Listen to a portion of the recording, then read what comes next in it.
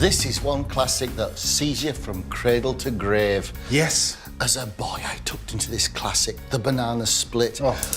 But we've kind of taken the banana split to new levels. We thought about textures, flavours. This is like the ultimate banana split. I'm going to get on to make a chocolate sauce. I've got 100 grams of dark chocolate that I'm going to split into cubes.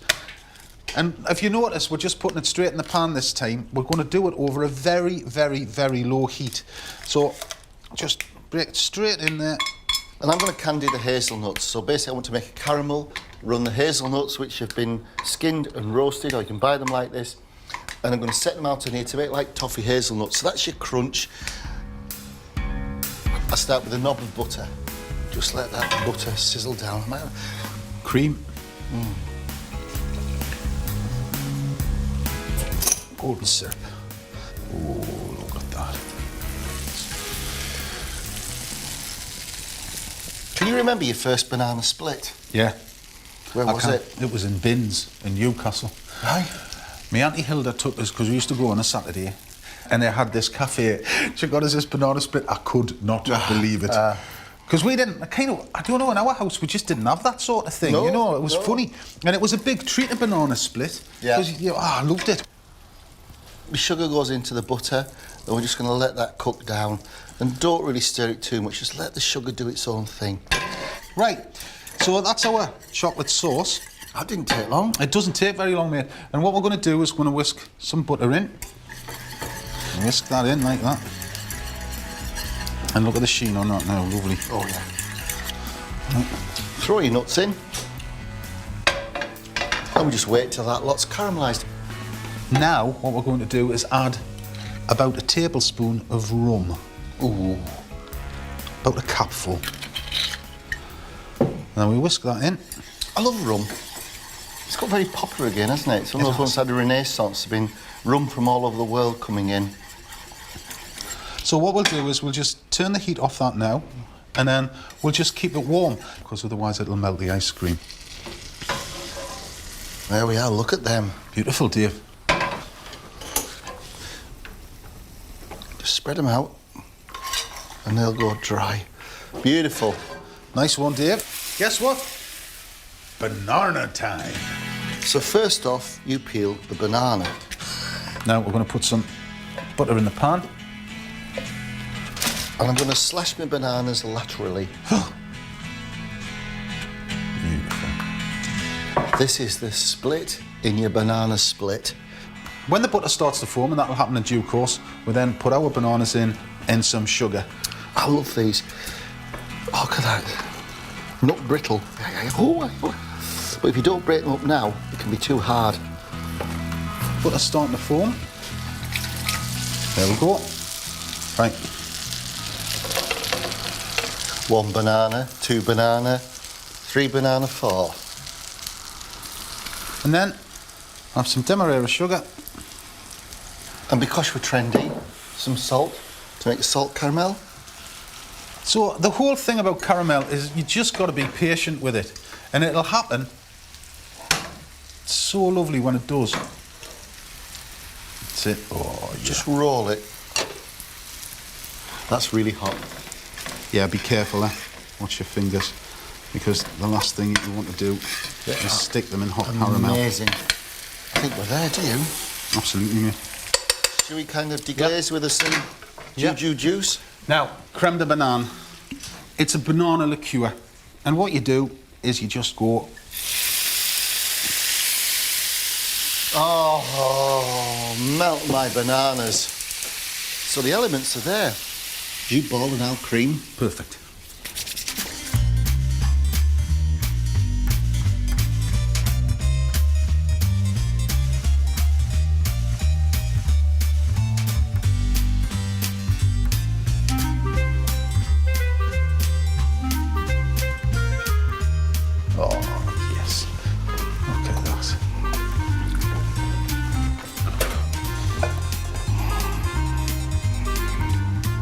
I tell you what, Kingy, we never had banana splits like this when I was a kid.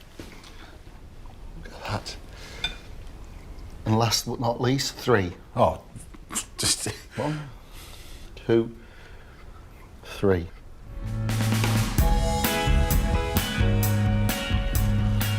And there it is. Our take on the classic banana split with all sorts of marvellous things going on.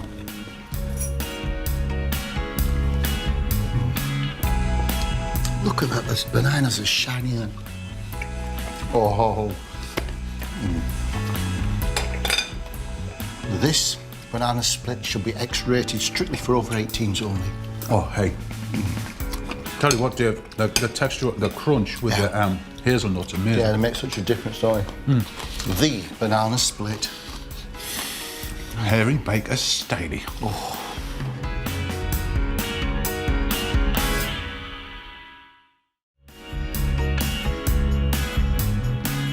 There was a pudding that we all loved as children that did make its way into the pubs, and that was... Lemon meringue pie. Can we reinvent it? Yes. So we're going to do a grapefruit and orange filling. Sharp, but sweet. Citrus, Dave, citrus. So what goes with orange? Chocolate, Dave. Right, so we start with a chocolate pastry, grapefruit and orange filling, with a hazelnut meringue topping. That should be the ultimate meringue pie. It should be, but this is the first time we've cooked it.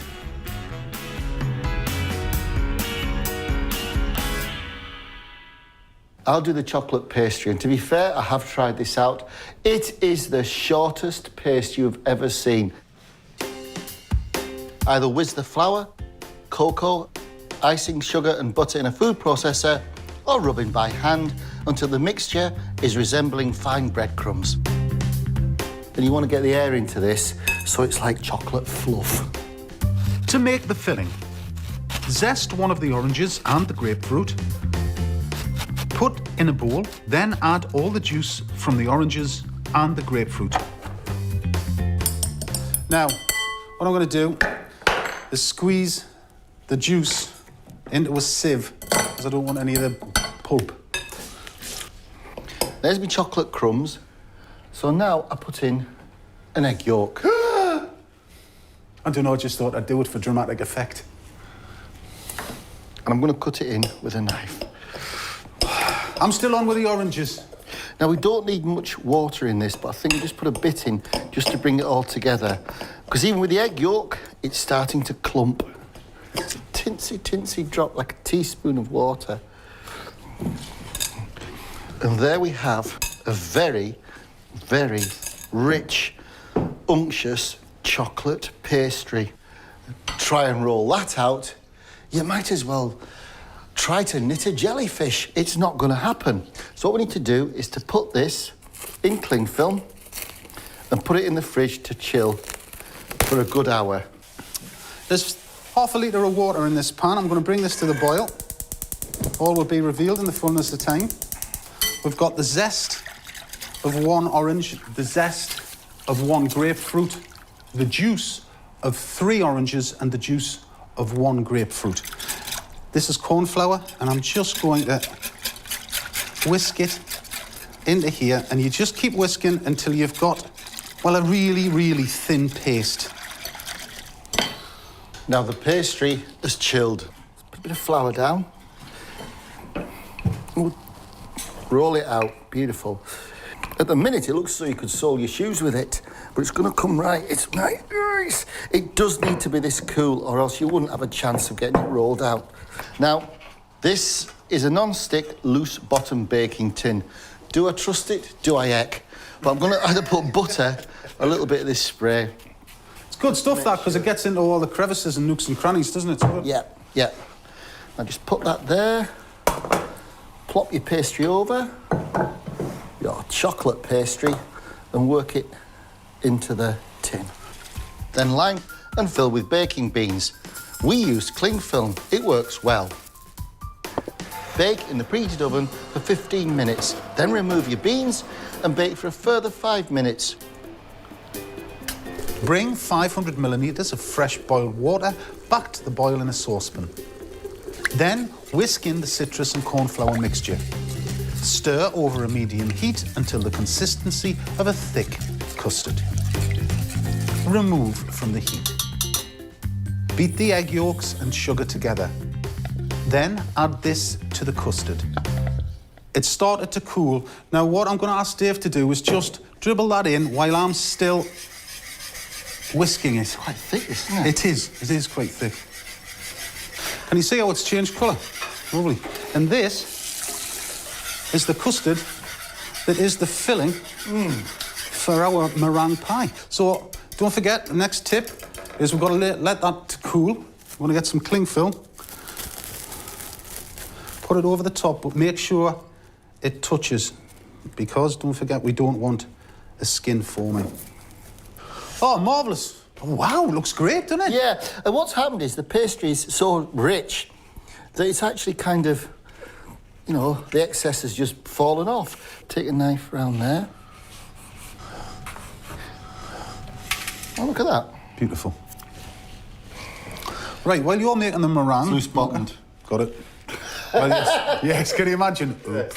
While you're making the meringue, I'll fill this beautifully made case. And look, no skin's formed, because what did we do? We put the cling film on, didn't we? Right, 4 egg whites go into the bowl. We mix the 4 egg whites to soft peaks.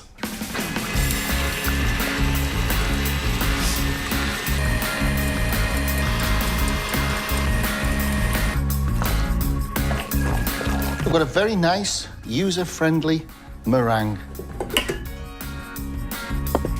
Finally, fold in the toasted hazelnuts. Pipe or pile the meringue over the filling.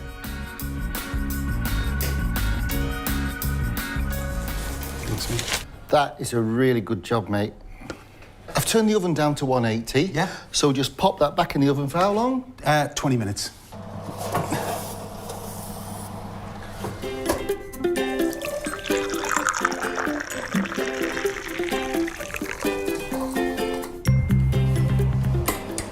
Sun-kissed and beautiful. And that's just us. Yeah, we've got to wait for that to cool now. That's the odd bit. Aye.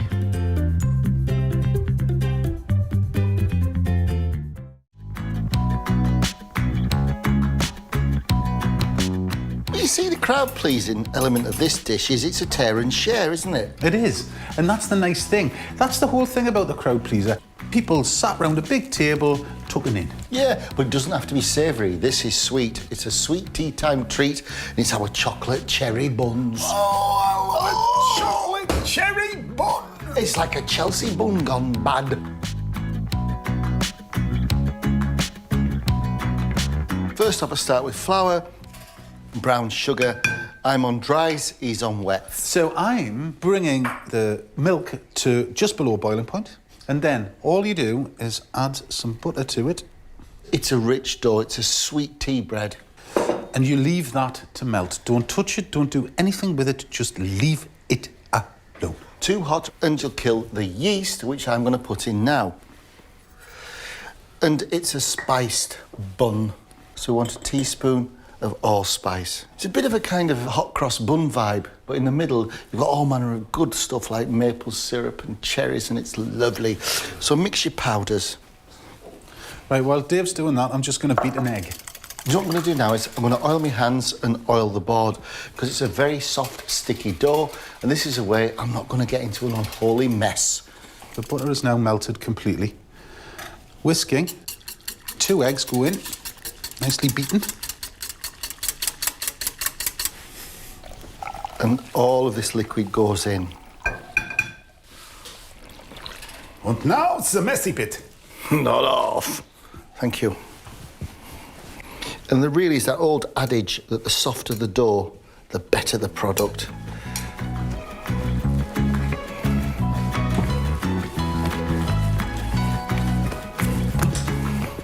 Do you know, there's always that fear when you're doing these sticky doughs that you're going to be like that forever. And it's such a satisfying moment when it begins to become dough. Look at that. I think I'm there, Si. You there, mate? Yeah. Now, this dough will now sit in the bowl and prove. Now, ordinarily, as you know, we'd use cling film, but we're not on this occasion. What we're going to do, we're going to use a damp tea towel, put that over the top, because the dough rises over the top of the bowl. So we'll put that away somewhere nice and warm.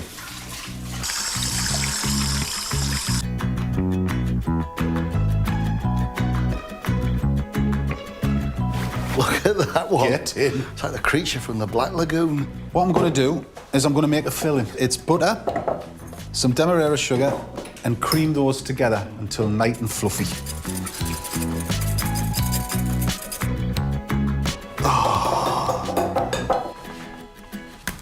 Beautiful. There's about 100 mils of maple syrup goes in. We need to spread this out. I'm not worried about knocking the air out of it because it is going to have a second rising. 2 teaspoons of allspice and 2 teaspoons of cinnamon. I believe I have made the biggest naan bread ever created. But you know, this is a crowd pleaser. In the middle. Oh, no, just spread it over. That's it, but leave me an edge, probably. Look at that. Now. Chocolate chips. Now, we're using dark chocolate because really we want to keep the sweetness down a little bit. Well, there's not that much sugar. Well, yeah, glassy cherries, fair dues. Now, the cherries go on to the dark chocolate. And I suppose it's a bit of a Black Forest thing going on.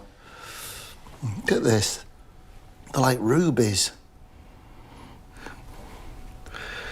Look at that, eh? Oh, it's lovely. And that's what you want. It's a crowd pleaser. I've buttered this baking dish. Oh, David. I think this could be a two-hander. Right, mate. Right, an end each, right? And just curl it over. Because we're going for a swirl, like a cinnamon swirl. Yeah, got you. Have you got it? Yeah. Yeah. And again. Yeah, keep. Nice. And just keep it even. Keep speed with each other. That's it. Look at this. Great one to do with the kids. Not.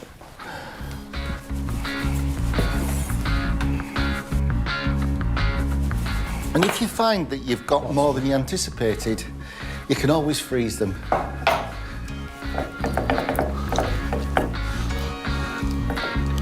What's a big lad? Right, just brush with egg. Cover these with a tea towel and leave them for about half an hour for their second rising.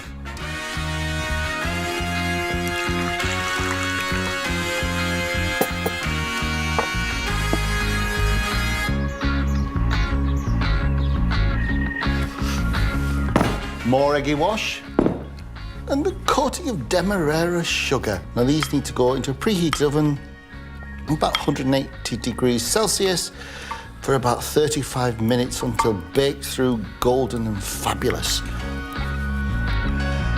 Right.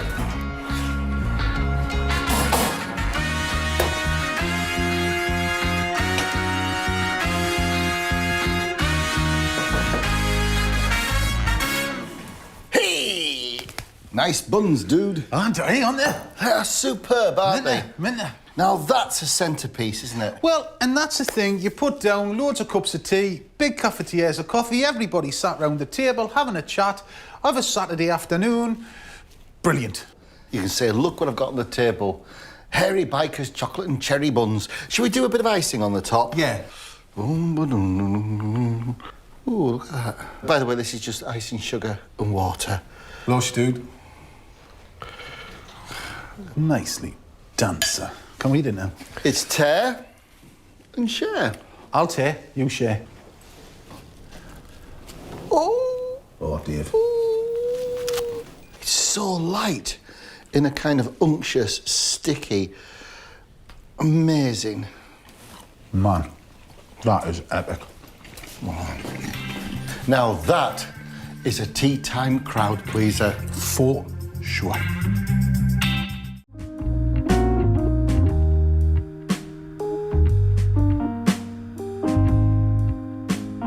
Everybody loves bananas. It's humble. You know, you just go, oh, just have a banana. And then you take a tarte tatin, and we can make that banana a cut above. We can, Dave. We can. We can. I'm pastry, he's caramel. Caramel. It's a very, very simple process, Caramel, but people lose patience with it, and I can understand why, because I have on several occasions. And puff pastry, it's a very, very simple process. I've bought a block and got it out of the fridge. It's good, though. It to be is. fair. Frozen puff's all right. So a little bit of heat in your pan initially, Little bit of flour on your table initially. and then what you do, you put the sugar in, and the key is patience. And you let it go. You can swirl it a little bit, but you never stir it.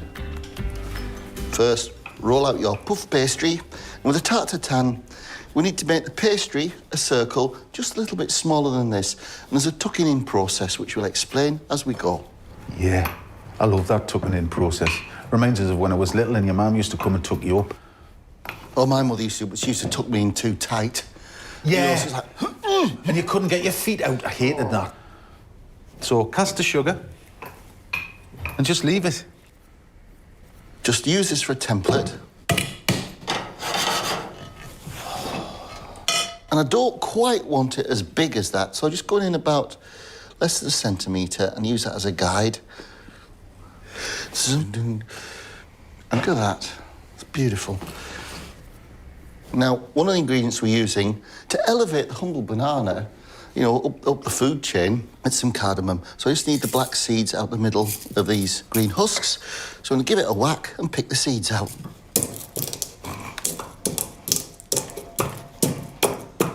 You know when I was talking before about swirling the caramel, just keep doing it like that. Don't do it too often. You know, Kingy, if I was a fruit, Yeah? I'd want to be a banana. If you were a fruit, what would you be? Mango. Mango? Yeah. I like them. What a big stone in the middle. Yeah. How's your caramel? It's getting there. Give me the countdown for it. I'll cut the nanas. Right, you count down now, man. All right, that's me cardamom. So I'm just going to give those seeds a bash. Oh, look at that. That's nice caramel. All right. Oh, yeah. That's what we're after. It's even the definition of caramel coloured, isn't it? Beautiful. Right. Take a bunch of bananas. Now, what I'm going to do is I've taken the caramel off the heat. It's now completely melted at the colour that we want. And I'm going to drop in 75 grams of butter. Now, it'll start to bubble. Let it melt, and then whisk it into the caramel. It's kind of butterscotch, isn't it? Yeah, lovely. Right, about 2 centimetre lengths. Just start to whisk the butter in. Now, there's no heat here now other than what's left in the sugar and the pan. And then you pour this lovely butter caramel into our tarte tatin dish.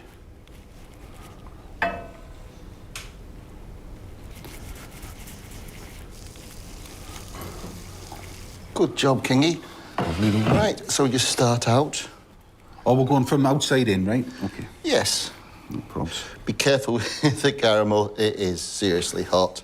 Yes. But you want your bananas to be upright, loud and proud. It just looks great, doesn't it? Yeah? It's a cut above, Kingy. It is, dude, it is. And there's 2 bits left over. Well, you know what we're going to do? Split it. Now, the good stuff. Cardamom seeds. Just sprinkle a little loveliness over your nanas. Now some orange zest.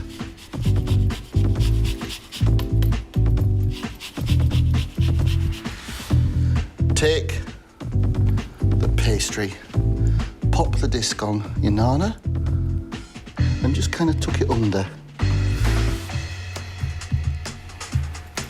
Prick it lightly all over with a fork. And that goes into a preheated oven at 180 degrees Celsius for about 40 to 45 minutes, which gives us time to make a big pan of fresh chocolate custard. Oh! Bananas, chocolate, custard, oh. I should cocoa.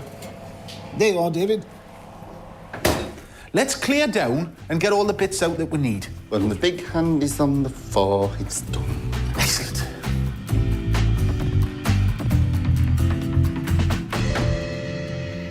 Well, bananas and custard go together like cyan, Dave. They do. But this is chocolate custard. Very easy, very simple, and the perfect accompaniment to our pimped-up nana. Milk. Cream. I need 4 egg yolks. And all I'm doing is going to heat this milk and cream to just below boiling point. Caster sugar goes in with the egg yolks. Cocoa powder, so it thickens up nicely and doesn't split. A teaspoon of corn flour. Beautiful. And we whisk this together.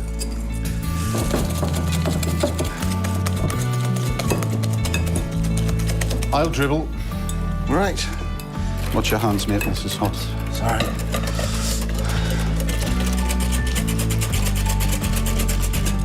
Lovely. And we return it to the pan. There we go. Now, at this point, you've got to stir it continuously. It's a little bit of effort, but it's worth it. Oh, look at that. It's thickening up lovely. Oh, aye. Lovely gloss and sheen on it. Oh, fab. Just in time for our tarte nanan. Oh, I say, matron, that's grown. I love this bit, you see. You are going to come out of this pot. You are a banana tart tartan. What are you? Hurrah! Nana tart tartan. Is it out? Yes! Look at that. It's so lustrous and tasty. And look, Chocolate custard. the banana tart tatin, Dave. With chocolate custard. I mean, this is a cut above your average banana dessert.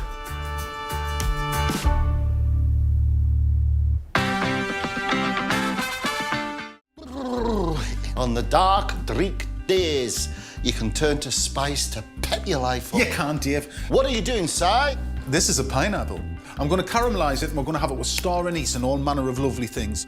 I'm going to make a cardamom tweel biscuit. And it's a nice bit of business here. But again, it's the cardamoms that really make it special. And I believe they're going to give it texture and a little bit of style to your flambéed fancy. Absolutely. Not that complicated. There's a few bits and pieces and processes, but it really is quite special. It is. Lovely. Right, first thing, I've got icing sugar, which I'm going to cream with some unsalted butter. Fold in the flour, followed by the beaten egg whites and vanilla extract. And just beat this till it's smooth and there's no lumps. Look at that, beautiful. While Dave's doing that, I've taken the top off, I've taken the bottom off, and I'm just taking the skin off. And then we're going to take the eyes out. It sounds quite brutal, really, doesn't it? It does a bit. Mrs. Accent. I think it is. The eyes, which is these bits, you don't want to eat. So what you do is on a diagonal line right across the pineapple, you just take it out. So you're cutting a little V in the pineapple, like that, and you just pop the eyes out. See? And it also gives your pineapple a lovely shape. And that's the texture you want. No lumps. Now we just pop that to rest in the fridge for an hour. But we're not going to have to wait an hour because Shazam! Here's one I got to rest earlier. That's brilliant. I know, it's magic. Now to make these twirls, I need some apparatus. An old plastic lid, a pair of scissors, 2 cans with a rolling pin stuck on the top, some silicone baking parchment, and a couple of palette knives. So all I need to do is to make a teardrop shape. I've marked that out onto the plastic lid, and I'm going to cut it out very, very accurately. I went to art school, you know. You wouldn't be able to tell. Right, anyway. The pineapple. Cut it into thick slices now. Place the template down on your baking parchment, and you take your biscuit mixture and use the template to form your biscuit shape. Ah. And now repeat. Good, isn't it? Right, while Dave's doing his twirls, I'm just going to put the pineapple into the demerara sugar. Wow. Good thick slices. Don't be frightened. Now, the cardamom seeds, or they wouldn't be cardamom tweels. So you sprinkle your seeds onto your tweel. Now pop them into preheated oven, 180 degrees Celsius, for between 5 and 10 minutes. So let's go for 7. And while Dave's doing that, I've got some whipping cream here. And this is just for presentation and for serving, but it's so lovely. And some coconut cream. Right, so I'm going to sweeten the cream with some icing sugar. Whisk it in.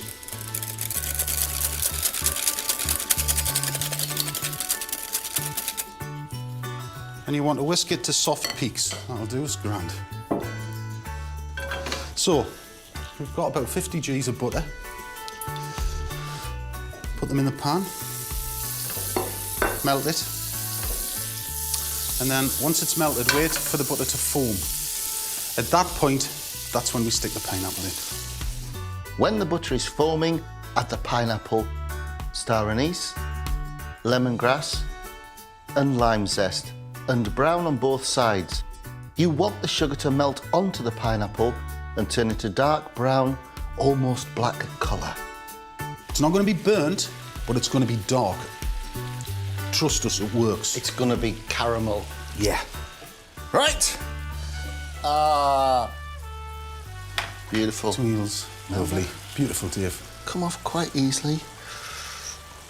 And hot. Let them... That's the ticket.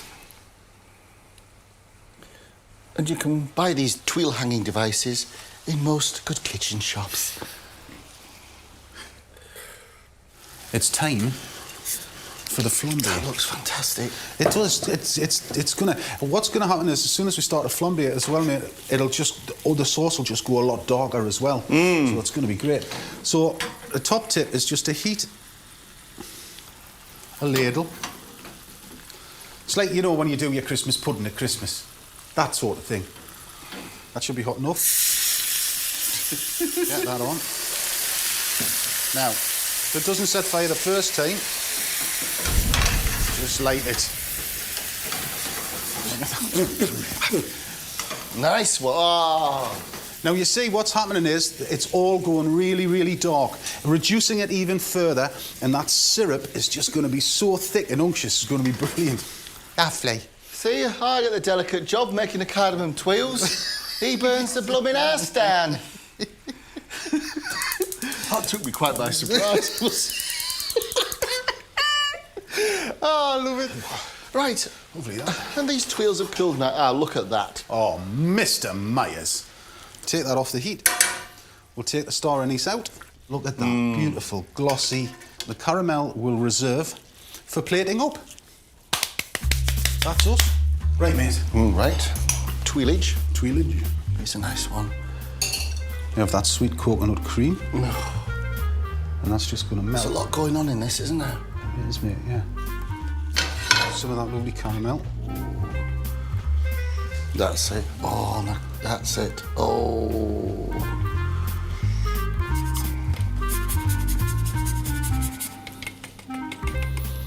To bring a bit of sunshine